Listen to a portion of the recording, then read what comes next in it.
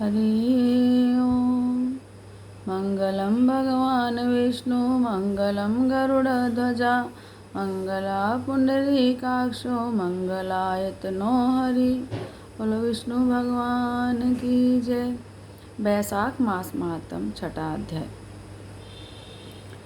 श्रुतदेव बोले, मेष राशि में सूर्य के स्थित रहने पर जो बैसाख मास में प्रातःकाल स्नान करता है और भगवान विष्णु की पूजा करके इस कथा को सुनता है, वह सब पापों से मुक्त होकर भगवान विष्णु के परम धाम को प्राप्त होता है।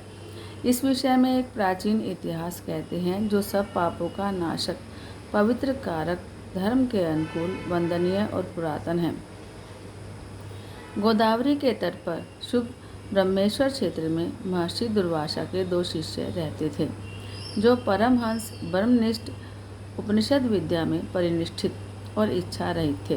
वे भिक्षा मात्र भोजन करते और पुण्य में जीवन बिताते हुए गुफा में निवास करते थे। उनमें से एक का नाम था सत्यनिष्ठ और दूसरे का नाम था तपोनिष्ठ। वे इन्हीं नामों से तीनों लोकों में विख्यात थे। सत्यनिष्ठ हमेशा भगवान विष्णु की कथा सुनने में लगे रहते थे।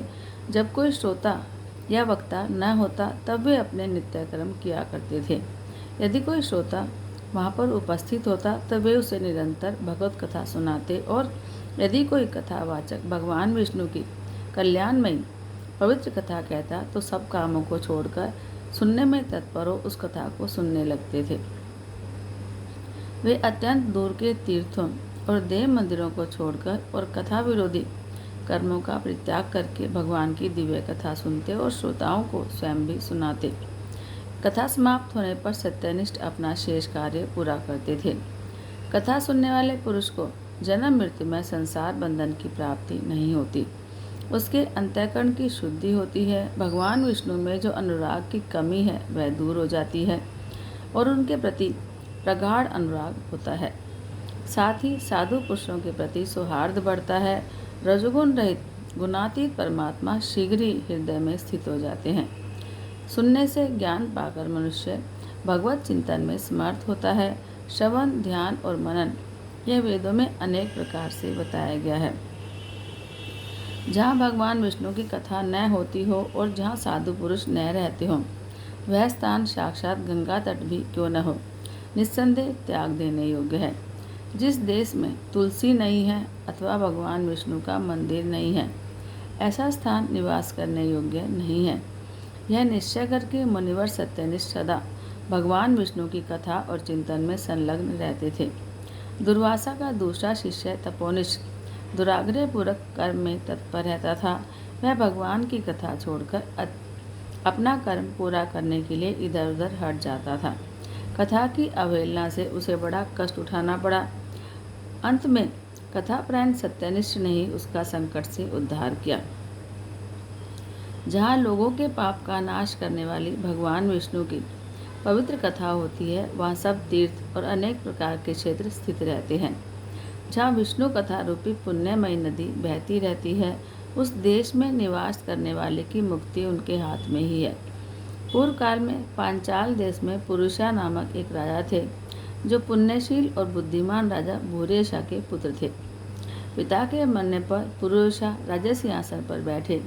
वे धर्म की अभिलाषा रखने वाले, शूरता, उदारता आदि गुणों से संपन्न और धनुर्वेद में प्रवीण थे। उन महामती नरेश ने अपने धर्म के अनुसार पृथ्वी का पालन किया। कुछ समय के पश्चात राजा का धन नष्ट हो गया। हाथी और घोड़े बड़े बड़े रोगों से पीड़ित होकर मर गए। उनके राज्य में ऐसा भारी अकाल पड़ा जो मनुष्यों का अत्यंत विनाश करने वाला था। पांचाल नरेश राजा पुरुषा को निर्बल जानकर उनके शत्रुओं ने आक्रमण किया और युद्ध में उनको जीत लिया।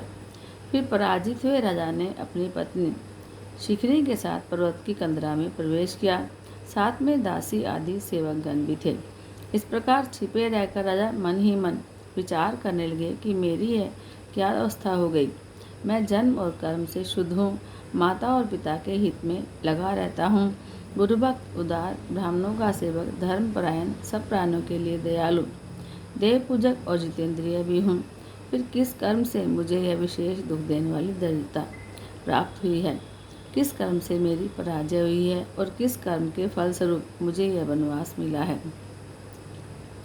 इस प्रकार चिंता से व्याकुल होकर राजा ने खिन्न मन से अपने सर्वज्ञ गुरु मुनिश्रेष्ठ याज और उपयाज को याद किया। राजा के आह्वान करने पर दोनों बुद्धिमान मुनि वहां पर आ गए। उन्हें देखकर पांचाल नरेश ऐसा उठकर खड़े हो गए और बड़ी भक्ति के साथ गुरु के चरणों में मस्तक नवाकर प्रणाम किया। फिर वन में पैदा होने वाली शुभ सामग्रियों के द्वारा उन्होंने उन दोनों का पूजन किया और विनीत भाव से पूछा, विप्रवर, मैं गुरु चरणों में भक्ति रखने वाला हूँ, मुझे किस कर्म से यह दरिद्रता, कोष हानि और शत्रुओं से पराजय प्राप्त हुई है?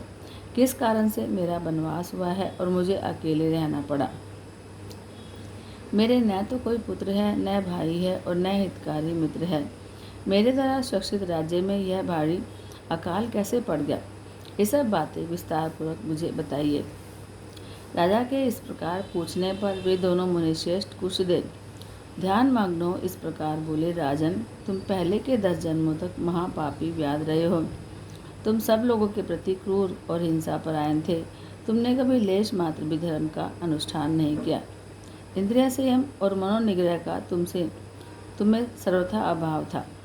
तुम्हारी जीवा किसी प्रकार भगवान विष्णु का नाम नहीं लेती थी। तुम्हारा मन गोविंद के चारों चरणारविंदों का चिंतन नहीं करता था और तुमने कभी मस्तक नवाकर परमात्मा को प्रणाम नहीं किया। इस प्रकार दुरात्मा व्याध का जीवन व्यतीत करते हुए तुम्हारे 9 जन्म पूरे हो गए और 10वां जन्म प्राप्त होने पर तुम सह्य पर्वत पर पुनः व्याध हुए। वहाँ सब लोगों के प्रति क्रूरता करना ही तुम्हारा स्वभाव था। तुम मनुष्यों के लिए यम के समान थे। दयाहीन, शस्त्रजीवी और हिंसापरायण थे। अपनी स्त्री के साथ रहते हुए राह चलने वाले पथिकों को तुम बड़ा कष्ट दिया करते थे। बड़े भारी शठ थे। इस प्रकार अपने हित को न जानते हुए तुमने बहुत वर्ष व्यतीत किए। जिनके छोटे छोटे बच्चे हैं, ऐसे मृगों और पक्षियों के वध करने के कारण तुम दयाहीन दुर्बुद्धि को इस जन्म में कोई पुत्र प्राप्त नहीं हुआ। तुमने सबके साथ विश्वासघात किया, इसलिए तुम्हारे कोई सहोदर भाई भी नहीं हुआ। मार्ग में सबको पीड़ा देते रहे, इसलिए इस जन्म में तुम मित्र रहित हो। साधु पुरुषों के तिरस्कार से शत्रुओं द्वारा तुम्हारी पराजय हुई है। कभी दान न देने से और सुदोष से तुम्हारे घर में दरिद्रता का वास है। तुमने दूसरों को सदा उद्वेग में डाला, इसलिए तुम्हें दुसह वनवास मिला। सबके अप्रिय होने के कारण तुम्हें असह्य दुख मिला है। तुम्हारे क्रूर कर्मों के फल से ही इस जन्म में मिला हुआ राज्य भी छिन गया है। बैसाख मास की गर्मी में तुमने स्वार्थवश एक दिन एक ऋषि को दूर से तालाब बता दिया था और हवा के लिए पलाश का एक सूखा पत्ता दे दिया था। बस जीवन में इस एक पुण्य के कारण तुम्हारा जन्म परम पवित्र राजवंश में हुआ है। अब यदि तुम सुख, राज्य, धन, धान्य आदि संपत्ति, स्वर्ग और मोक्ष चाहते हो और सायुज्य एवं श्रीहरि के पद की अभिलाषा रखते हो, तो बैसाख मास के धर्मों का पालन करो। इस समय बैसाख मास चल रहा है। आज अक्षय तृतीया है। आज तुम विधिपूर्वक स्नान और भगवान लक्ष्मीपति की पूजा करो। यदि अपने समान गुणवान पुत्रों की अभिलाषा करते हो तो सब प्राणियों के हित के लिए प्याऊ लगवाओ। इस पवित्र बैसाख मास में भगवान मधुसूदन की प्रसन्नता के लिए यदि तुम निष्काम भाव से धर्मों का अनुष्ठान करोगे तो अंतःकरण शुद्ध होने पर तुम्हें भगवान विष्णु का प्रत्यक्ष दर्शन होगा। यूँ कहकर राजा की अनुमति ले उनके दोनों ब्राह्मण पुरोहित याज और उपयाज जैसे आए थे वैसे ही चले गए। उनसे उपदेश पाकर महाराज पुरुषा ने बैसाख मास के संपूर्ण धर्मों का श्रद्धापूर्वक पालन किया और भगवान मधुसूदन की स्थापना की। इससे उनका प्रभाव बढ़ गया और बंधु बांधव उनसे आकर मिल गए। तत्पश्चात वे मरने से बची हुई सेना को साथ लेकर बंधुओं सहित पांचाल नगरी के समीप आए।